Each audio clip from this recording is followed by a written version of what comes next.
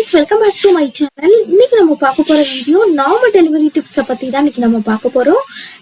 நம்மளோட சேனல்ல நிறைய பேர் நார்மல் டெலிவரி ஆயிருக்காங்க.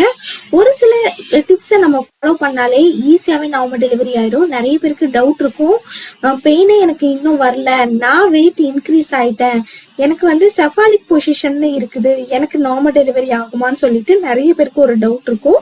எந்த பொசிஷன்ல இருந்தா நம்மளுக்கு நார்மல் டெலிவரி ஆகும், எந்தெந்த வாரங்கள்ல எந்த பொசிஷன் இருக்கணுங்கிறத அந்த வீடியோல நம்ம பார்க்க போறோம். வீடியோவை ஸ்கிப் பண்ணாம முழுசா பாருங்க, அப்பதான் உங்களால எல்லாத்தையும் தெரிஞ்சுக்க முடியும். நார்மல் டெலிவரி டிப்ஸ்க்கு நம்ம ஃபர்ஸ்ட்ல இருந்து நம்ம ஃபாலோ பண்ணணுமா நம்ம கேட்டோம்னா கண்டிப்பா கிடையாது. 7 மாதத்துக்கு அடுத்துல இருந்து தான் நம்ம நார்மல் டெலிவரி டிப்ஸ்க்கே நம்ம ஃபாலோ பண்ண ஆரம்பிப்போம். நார்மல் டெலிவரி ஆகுறதுக்கே எக்ஸசைஸா இருக்கட்டும், நார்மலா வேற என்ன பண்ணாலும் 7 மாதங்கள் கழித்து தான் நம்ம பண்ணணும்னு சொல்லியிருப்போம். அதுக்கு முன்னாடி வரைக்கும் நீங்க வாக்கிங் போகலாம். இப்ப 7 மாதத்துல இருந்து உங்களுக்கு டெலிவரி ஆக 10 நாள் இருக்குதோ, அல்லது 15 நாள் இருக்கிறதோ, அல்லது 1 வாரம் இருக்குதோ, அல்லது 2 நாள் 1 நாள், நார்மல் டெலிவரிக்கு ரொம்ப முக்கியமானது நம்மளோட இடுப்பு பகுதிகள் நல்லா தளர்வடையணும். நம்மளோட இடுப்பு பகுதிகள் நல்லா தளர்வடையும் பொழுதுதான் நம்மளுக்கு ஈஸியா கர்ப்பப்பை வாயு ஓபன் ஆகும். இப்ப இந்த இடுப்பு பகுதி தளர்வடைய, அதாவது இடுப்பு பகுதியை சுத்தி இருக்கிற தசைகள் ரொம்பவே இறுக்கமாகும். அடுத்து நீங்களே தொட்டு பார்க்கலாம். உங்களுடைய பின்னாடி இடுப்பு பகுதிகளா இருக்கட்டும், உங்களுடைய பெடக்ஸா இருக்கட்டும், எல்லாமே இதுக்கு முன்னாடி விட உங்களுக்கு இப்ப ரொம்பவே டைட்டா இருக்கும்.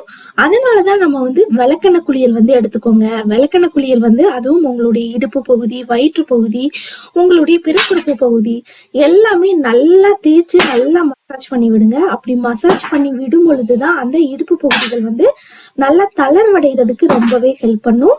இது 7 மாதத்துல இருந்து நம்ம ஃபாலோ பண்ணணும். அதுக்கு முன்னாடி ஃபாலோ பண்ண வேண்டாம். நீங்க விளக்கெண்ணெய் அப்ளை பண்ணிட்டு ரொம்ப நேரம் விடக்கூடாது. 5 மினிட்ஸ்க்கு மேல விடாதீங்க. ஏன்னா விளக்கெண்ணெய் ரொம்பவே குளிர்ச்சியும் கூட. மழைக்காலமா இருந்தது, இப்போ ஒரு சில ஊர்கள்ல மழை பெஞ்சதுன்னா அந்த நாட்கள்ல தவிர்த்துருங்க. நல்லா வெயில் அடிச்சதுன்னா கண்டிப்பா நீங்க நல்லா அப்ளை பண்ணி எந்த அளவு மசாஜ் பண்றீங்களோ அந்த அளவு நம்மளோட தசை பகுதிகள் ஆட்டோமேட்டிக்கா தளர்வடைய ஆரம்பிக்கும். அப்படி ஆரம்பிக்கும் பொழுது உங்களுக்கு ஈஸியா அந்த குழந்தை வெளியில வர்றதுக்கு தேவையான அந்த இடமும் அந்த நல்ல அந்த தளர்வு தன்மையும் நம்மளோட இடுப்பு பகுதியில உண்டாகிறதுக்கு இந்த விளக்கெண்ணெய் ரொம்பவே ஹெல்ப் பண்ணும். ஒரு சில பெண்களுக்கு விளக்கெண்ணெய் கிடைக்கலாம், ஒரு சிலருக்கு விளக்கெண்ணெய் கிடைக்காது. அவங்க எல்லாம் ஆலிவ் ஆயில் யூஸ் பண்ணலாம். அதுக்கு நார்மலா தேங்காய் கூட யூஸ் பண்ணுங்க. ஆனா ஆலிவ் ஆயிலோ தேங்காய்யோ கம்பேர் பண்ணும் பொழுது விலையும் நம்மளுக்கு விளக்கெண்ணெய் தான் கம்மி. அது மட்டும் இல்லாம எஃபெக்டும் விளக்கெண்ணெயில தான் ரொம்ப அதிகம். ஒரு சிலருக்கு விளக்கெண்ணெய் ஒத்துக்காதவங்க இந்த மாதிரி ஆல்டர்னேட்டிவா யூஸ் பண்ணிக்கோங்க. இது எப்பனாலும் நீங்க எடுத்துக்கொள்ளலாம். காலையில குளிக்கிறவங்க கூட காலையில எடுத்துக்கொள்ளலாம், இல்ல நைட்டு தூங்கும் பொழுது கூட குளிச்சுட்டு தூங்குறது ரொம்பவே நல்லது. நீங்க எப்ப குளிச்சாலும் நைட்டு நீங்க படுக்க போறதுக்கு முன்னாடி குளிச்சுட்டு ஒரு பாலோ அல்லது டேப்லெட்ஸோ சாப்பிட்டுட்டு அதுக்கடுத்து தூங்கும் பொழுது உங்களுக்கு இன்னுமே நல்லா தூக்கம் வரும். நிறைய கர்ப்பகாலத்துல நிறைய பெண்களுக்கு இந்த தூக்கமின்மை ரொம்ப அதிகமா இருக்கும். அது ரொம்பவே இயல்பான ஒண்ணுதான். அதுவே நீங்க நைட்டு தூங்கும் பொழுது குளிச்சுட்டு தூங்கும் பொழுது 4 hours ஆவது தூக்கம் வரும்.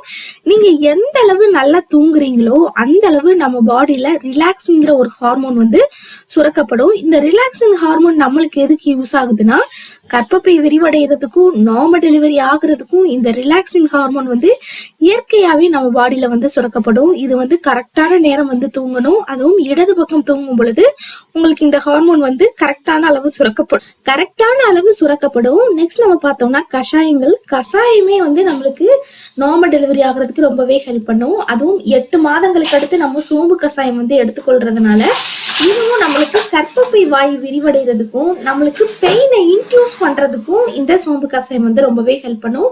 கண்டிப்பா நான் சண்டே சோம்பு கஷாயம் எப்படி ப்ரிப்பேர் பண்ணணுங்கிறத நான் அந்த ஒரு வீடியோவா நான் போடுறேன். நிறைய பெண்கள் கேட்டிருந்தாங்க எப்படி சோம்பு கஷாயம் ப்ரிப்பேர் பண்ணணும்னு சொல்லிட்டு. நார்மலா 1 கிளாஸ் தண்ணியோ அல்லது 2 கிளாஸ் தண்ணியோ எடுத்துக்கோங்க. எடுத்துட்டு அதுல 1 ஸ்பூன் சோம்பு பண்ணி நம்ம கொதிக்க வச்சு அந்த தண்ணியை ஃபில்டர் பண்ணி தான் நம்ம குடிக்க போறோம். மற்ற பெரிய டிஃப்ரென்ஸ்லாம் எதுவுமே கிடையாது. அதே மாதிரி தான் ஜீரக கஷாயமும். ஜீரக கஷாயம் வந்து நம்ம 7வது மாதத்துல இருந்து எடுத்துக்கொள்ளலாம். ஆனா சோம்பு கஷாயம் வந்து நீங்க 8வது மாதத்துல இருந்து தான் எடுத்துக்கொள்ளணும். அதுக்கு முன்னாடி எடுத்துக்கொள்ளக்கூடாது. இதை தவிர சுக்கு கஷாயம் எடுத்துக்கொள்ளலாம், மல்லி கஷாயம் எடுத்துக்கொள்ளலாம், வேற சுக்கு மல்லியும் ரெண்டும் சேர்த்து கூட ஒரு கஷாயம் மாதிரி எடுத்துக்கொள்ளலாம். இதை தவிர முருங்கைத்தலை கஷாயம் எடுத்துக்கொள்ளலாம். இது எல்லாமே நார்மல் டெலிவரி ஆகுறதுக்கு ரொம்பவே ஹெல்ப் பண்ணும். அதுவும் முருங்கைத்தலை கஷாயம் நம்மளுக்கு ஈஸியா ஹீமோகுளோபின் அதிகரிக்கிறதுக்கும், நம்மளுக்கு பனிக்கூடத்தோட நீர் அதிகரிக்கிறதுக்கும், குழந்தையோட வெயிட் அதிகரிக்கிறதுக்கும் இது ரொம்பவே ஹெல்ப் பண்ணும். கர்ப்பிணிகளுக்கு வெயிட் இன்க்ரீஸ் பண்ணாம கரெக்டான அளவு மெயின்டைன் பண்றதுக்கும் இந்த முருங்கைத்தலை கஷாயம் வந்து ரொம்பவே ஹெல்ப் பண்ணும். முருங்கைத்தலை கஷாயம் நம்ம சேனல்ல ஆல்ரெடி நான் போட்டிருக்கேன், நீங்க போய் செக் பண்ணி பாருங்க. கண்டிப்பா உங்களுக்கு ரொம்பவே யூஸ்ஃபுல்லா இருக்கும். அதே மாதிரி நீங்க முருங்கைத்தலை கஷாயம் வந்து எப்ப ஒரு 6 மணிக்கு மேல, அதாவது ஈவினிங் 6 மணிக்கு மேல எடுக்க வேண்டாம். காலையில இருந்து ஒரு 3-4 மணிக்கு. ஏன்னா முருங்கைத்தலை கஷாயம் கொஞ்சம் செரிமானம் ஆக கொஞ்சம் லேட் ஆகும். ஒரு சிலருக்கு இந்த முருங்கைத்தலை பிடிக்காதவங்க வந்து அவாய்ட் பண்ணிக்கலாம். அவங்கெல்லாம் வந்து மதிய சாப்பாட்டு வேலையிலயோ இல்ல எப்பனாலும் வந்து கீரை வந்து டெய்லி எடுத்துக்கோங்க. கீரை எடுத்துக்கொள்றதுனால குழந்தையோட மூளை வளர்ச்சி, குழந்தையோட நரம்பு செல்கள் வளர்ச்சி எல்லாத்துக்குமே ரொம்பவே ஹெல்ப் பண்ணும். நெக்ஸ்ட் நம்ம பார்த்தோம்னா கர்ப்பிணிகள் வந்து மேக்சிமம் வந்து கீழே தான் உட்காரணும். நம்ம எந்த அளவு கீழே உட்காரோமோ அந்த அளவு நம்மளோட அந்த தசைகள் வந்து கொஞ்சம் கொஞ்சமா தளர்வடைறதுக்கு ரொம்பவே ஹெல்ப் பண்ணும். இந்தியன் மேபி உங்க வீட்டுல இந்தியன் டாய்லெட்டும் இருக்குன்னா நம்ம மேக்ஸிமம் வந்து வெஸ்டர்ன் டாய்லெட் தான் நம்ம யூஸ் பண்ணுவோம். ஆனா இந்தியன் டாய்லெட் யூஸ் பண்ணுங்க. அதுதான் ஸ்குவாட்டிங் எக்ஸசைஸ்க்கு ஈக்குவல்னு சொல்றாங்க. ஸ்குவாட்டிங் எக்ஸசைஸ் நம்ம பண்றதுனால என்ன ஹெல்ப் நம்மளுக்கு கிடைக்கும் நம்ம பார்த்தோம்னா, நம்மளோட கர்ப்பப்பை விரிவடைகிறதுக்கு, நார்மல் டெலிவரிக்கு ரொம்ப முக்கியமானது கர்ப்பப்பையோட சென்டிமீட்டர் தான். 36 வாரங்களுக்கு மேல உங்களுக்கு ஆயிடுச்சுன்னா ஒரு 3-4 சென்டிமீட்டர் ஆகலாம். அதாவது 37-38 வாரங்கள்ல 4 சென்டிமீட்டர் வரைக்குமே ஒரு சில பெண்களுக்கு கர்ப்பப்பை வந்து ஓப்பன் ஆயிருக்கும். அவங்களுக்குலாம் நார்மல் டெலிவரி ஆகுறதுக்கு அதிகமான வாய்ப்பு இருக்கு.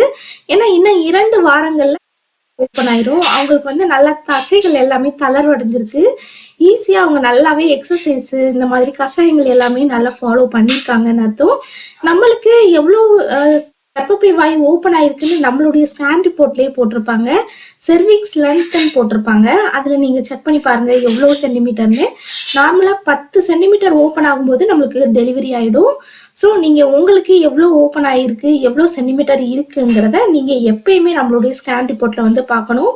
நிறைய பெண்கள் வந்து ரொம்ப ஹெவியான உணவு எடுத்துக்கொள்ளுவாங்க. நார்மலா உங்களுக்கு 8 மாதங்கள் முடிஞ்சிருச்சு அல்லது 9 மாதங்கள் உங்களுக்கு ஆரம்பிக்குதுன்னா நீங்க வந்து உணவுகளை வந்து கார்போஹைட்ரேட் இருக்கிற உணவை கம்மி பண்ணிட்டு நிறைய ஃப்ரூட்ஸ், நிறைய நட்ஸ் இந்த மாதிரி எடுத்துக்கோங்க. நட்ஸ்னா நிறைய பேர் நினைப்பாங்க எல்லாராலையும் எல்லா நட்ஸையும் நம்மளால வாங்க முடியாது. ஒரு சிலருக்கு வந்து பாதாம் வாங்குவாங்க, ஒரு சிலருக்கு வந்து வால்நட் வாங்குவாங்க, ஒரு சிலருக்கு பிஸ்தா வாங்குவாங்க. ஆனா எனக்கு எந்த நட்ஸுமே என்னால வாங்க முடியலன்னு நினைக்கிறவங்க டெய்லி 50 கிராம் நிலக்கடலை சாப்பிடுங்க. மற்ற நட்ஸ்ல கிடைக்க வேண்டிய எல்லா நியூட்ரிஷனுமே நிலக்கடலையில வந்து கிடைக்குது. குழந்தையோட வெயிட் ரொம்ப அதிகமா இருந்ததுன்னா நட்ஸை வந்து அவாய்ட் பண்ணிருங்க. இல்ல எனக்கு குழந்தையோட வெயிட் வந்து நார்மலா தான் இருக்குன்னா ரைஸை கம்மி பண்ணிட்டு இந்த மாதிரி நட்ஸு, ஜூஸ் இந்த மாதிரி எடுத்துக்கோங்க. ஜூஸா எடுத்துக்கொள்றதை விட பழங்களா எடுத்துக்கொள்றது, இதுவும் நம்மளுக்கு வெயிட் இன்க்ரீஸ் ஆகாது. ஏன்னா 7 மாதங்களுக்கு அடுத்துதான் நம்மளுக்கு ஒரு மாசத்துக்கு 3 கிலோ வரைக்குமே இன்க்ரீஸ் ஆகும். மேக்சிமம் 4 கிலோ வரைக்குமே இன்க்ரீஸ் ஆகும். ஸோ அந்த நேரத்துல நம்மளுக்கு நார்மல் டெலிவரி ஆகுறதுக்கு ரொம்ப ஓவர் வெயிட், அதாவது 25 கிலோவோ 30 கிலோவோ 35 கிலோ வரைக்குமே இன்க்ரீஸ் ஆவாங்க ஒரு சிலர்லாம். அப்படி இன்க்ரீஸ் ஆகும் பொழுது நார்மல் டெலிவரிக்கு வந்து கொஞ்சம் பாசிபிள்ஸ் வந்து கம்மி தான் சொல்லுவாங்க. நார்மலா 5 கிலோல இருந்து 15 மேக்சிமம் 20 கிலோ வரைக்குமே இன்க்ரீஸ் ஆகலாம். அது ரொம்பவே இயல்பான ஒண்ணுது. ஒரு சிலர்லாம் 30 கிலோ 35 கிலோ இன்க்ரீஸ் ஆகும் பொழுது ஓவர் வெயிட் ஆயிடும். குழந்தையோட வெயிட்டும் நம்மளோட சேனல்ல ஒருத்தவங்களுக்கு 3.5 கிலோ நார்மல் டெலிவரியும் ஆயிருக்கு. ஸோ குழந்தையோட வெயிட்டை விட நம்ம ஈஸியா நார்மல் டெலிவரி ஆகுறதுக்கு ரொம்பவே ஹெல்ப் பண்ணும். ஸோ நார்மல் டெலிவரி ஆகுறதுக்கு வெயிட் ஒரு ரொம்ப முக்கியமானது. நெக்ஸ்ட் நம்ம பார்த்தோம்னா ஹீமோகுளோபின், பிபி, தைராய்டு, இது மூன்றுமே ரொம்பவே முக்கியமானது. இப்போ ஹீமோகுளோபினோட அளவு கம்மி இருந்து உங்களுக்கு நார்மல் டெலிவரிக்கு பாசிபிள்னா கிடையாது. ஏன்னா உங்களுக்கு நார்மல் டெலிவரி ஆகும் நிறைய பேருக்கு, நிறைய பெண்களுக்கு அதிகமா பிளட் வந்து லாஸ் ஆகும். ஸோ நார்மல் டெலிவரி ஆகும் பொழுது உங்களுக்கு பிளட்டோட லெவல் வந்து ரொம்ப கம்மியா இருந்தா கூட நார்மல் டெலிவரி ஆகுறது பாசிபிள் கம்மி. அதே மாதிரி பனிக்கூடத்தோட நீரோட அளவும் கம்மியா இருந்ததுன்னா நார்மல் டெலிவரி ஆகிறதுக்கு பாசிபிள் கம்மின்னு சொல்லுவாங்க. என்ன காரணம்னா குழந்தை வந்து நல்லா ரொட்டேட் ஆகி வரதுக்கு தேவையான அந்த நீர் சத்து வந்து கம்மியாக இருக்கும். அதனால தான் எப்பயுமே பனிக்கூடத்தோட நீரும் ஹீமோகுளோபினோட அளவும் கரெக்டாக வச்சுக்கோங்க. இந்த முருங்கைத்தலை கஷாயம், அத்திப்பழம், கருப்பு உலர் திராட்சை, ரெட் பனானா, இதெல்லாம் முலாம்பழம், இதெல்லாம் எடுத்துக்கொள்ளும் பொழுது நம்மளுக்கு ஈஸியாக ஹீமோகுளோபின் வந்து அதிகரிக்கும். இதை தவிர தைராய்டு கரெக்டா இருக்கான்னு செக் பண்ணிக்கோங்க.